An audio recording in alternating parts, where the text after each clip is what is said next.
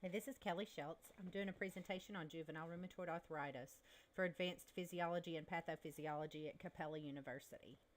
Generally, when you think of rheumatoid arthritis, you think of adults. However, it can affect children. It's an autoimmune disorder affecting children 16 years of age and younger. There are three basic types. It causes pain, swelling, and stiffness of the joints with periods of exacerbation and remission. It can also have other complications. This presentation will discuss modifiable and non-modifiable aspects of the illness, treatment plans, management, and how children can use technology in their care. The primary system affected by rheumatoid arthritis is the musculoskeletal system. The three basic types are polyarticular, polyarticular, and systemic, with pain, swelling, and stiffness in joints lasting at least 6 weeks. The inflammation is usually symmetrical. Only about 25% of the children who have rheumatoid arthritis suffer long-term disability. Polyarticular versus polyarticular. Polyarticular is the most common type of rheumatoid arthritis, affecting about 40 to 50% of the children. It generally affects the small joints like the fingers and the wrists. It's also multiple joints in at least 5 joints or more, and is generally symmetrical. Polyarticular is the second most common, affected about 30 to 40% of the children. It's generally in larger joints like the hips or the knees, and usually doesn't affect as many joints.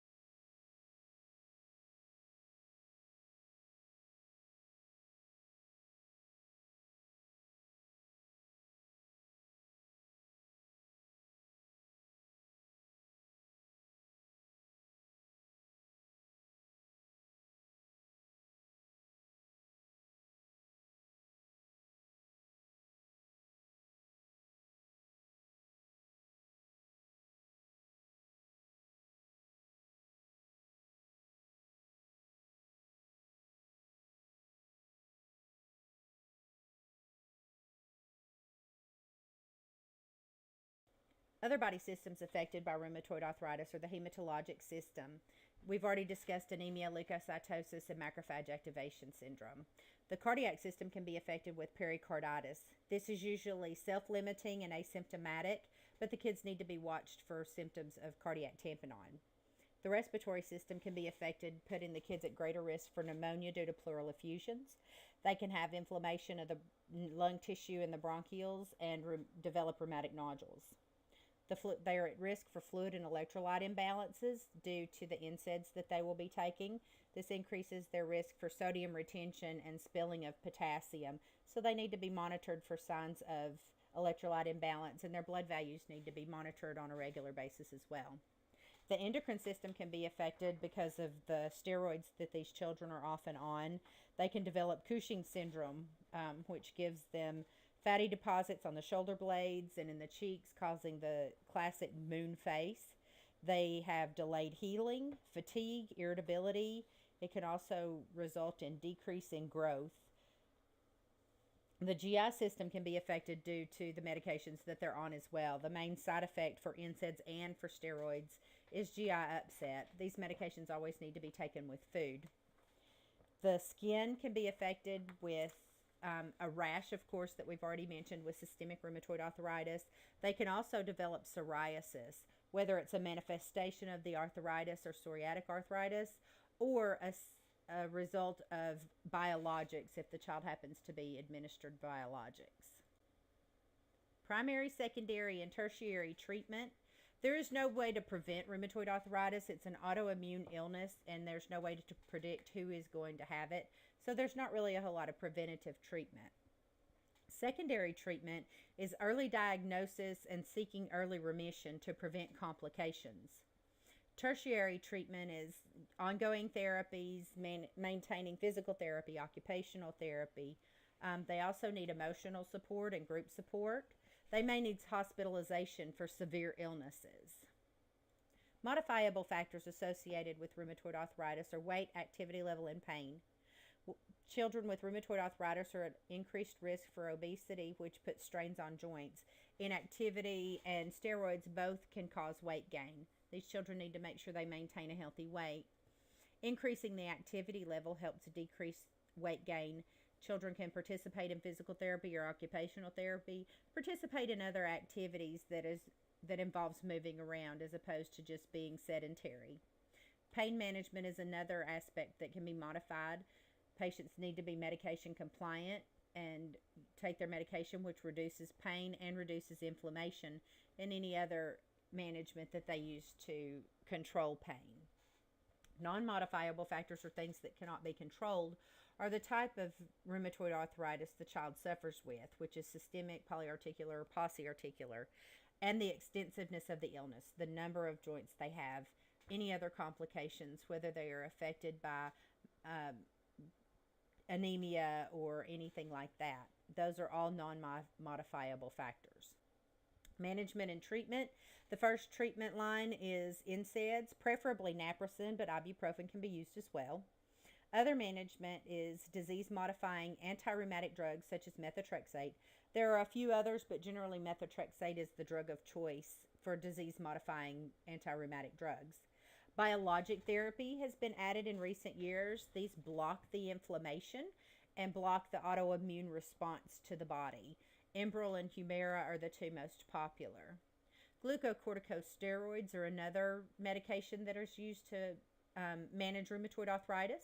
Usually this is used in conjunction with NSAIDs and to try to bridge until other therapies can be initiated if the NSAIDs are not doing the trick. There are a lot of complications and a lot of side effects that go along with steroids, so they try to make sure that this is a short-lived treatment option. Stem cell transplants are an option. However, they are seeing fewer and fewer children who meet criteria for stem cell transplants since the advent of biologic therapies. Other management options are psychosocial support groups, camps, being active, finding peers who understand and are suffering with the same illness so that the children don't feel isolated and alone. Exercise therapy, aerobic exercise, strength training, physical and occupational therapies, frequent movement with periods of rest. All of these things are important to keep the children moving, to reduce the stiffness of the joints, and maintain a healthy weight. Technology is a great thing that everybody uses nowadays. Of course, the obvious with diagnosis, MRI and imaging, lab results, and those kinds of things to monitor the child's health. Exercise apps are always a fun thing for kids. They can suggest different exercises. It can count your steps. It can tell you how far you've gone. You can look at maps and see where you've walked around. Social media is another good avenue, of course, with the parents' permission and supervision for safety purposes. Facebook has several pages and groups that are specifically for children with juvenile rheumatoid arthritis. The Arthritis Foundation has a 24-hour hotline. It has a website where there are events, walks, conferences, newsletters, blogs, support groups that they can get in contact with anybody. They also have a kid-specific arthritis website where they can meet other families and get involved with other children. MD Junction is an online support group website for multiple chronic illnesses. They do have juvenile rheumatoid arthritis as one of their illnesses and one of their groups. It's strictly a support group where they can discuss with people, talk to other parents, talk about what works, express their frustrations, and learn that they are not alone. Electronic reminders are always good to make sure you maintain medication compliance. So technology can be used in many factors and many avenues in the management of rheumatoid arthritis. This concept map discusses nursing diagnoses and interventions related to rheumatoid arthritis. These children are at risk for disproportionate growth and being short in stature due to inflammation and joint damage, and sometimes involving the growth plates. Corticosteroids can also affect growth. They can have impaired body image due to disproportionate growth. They can have impaired body image because they are unable to run and function like the other kids and have swelling. And they can be fearful of the reaction of their peers and other kids because they are unable to participate in activities. They can have activity intolerance due to pain and swelling. Anemia certainly can make you tired and give you fatigue, as well as Cushing's or side effects of the medications. These children also suffer with chronic pain. Juvenile rheumatoid arthritis causes pain in at least one joint for 6 weeks or more. Some interventions that we can use are to reduce the use of steroids as quickly as possible, and early treatment and remission to reach remission as early as possible as well. This decreases the risk of complications and decreases the risk for disproportionate growth. Not restricting activities, encouraging the children to be active within their limitations, encouraging times of rest, but encouraging them to get up and play as well. Finding alternatives to regular play if they're unable to participate. Seeking psychological support and group support. Finding them peers who understand and experience some of the same illnesses and same complications that they experience. Early treatment with NSAIDs. Use of steroids to augment NSAIDs in the interim until biologics can be added, or other interventions that can be used. Frequent activities with frequent periods of rest are important. Monitoring for complications, watching lab values, coagulation studies, liver function tests, imaging like with echocardiograms, x-rays, MRIs to monitor the joints and the potential for damage. These are all things that tie together in relation to rheumatoid arthritis.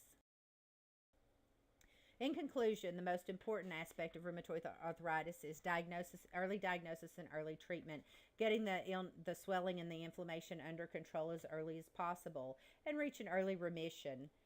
Proper medications and the right combinations of things that they should be taking are very important to reach these remissions and to manage the disease.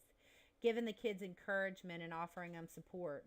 Finding them other kids that understand and getting them into contact with their peers. And then using technology to make sure that they manage and maintain their medications and their activity level, and using technology to monitor the disease process, monitor their lab work and imaging and things like that. Rheumatoid arthritis can be managed. The children who suffer with rheumatoid arthritis seldom have long-term effects from the disease. As with any other chronic illness, though, they do need support. Thank you for watching.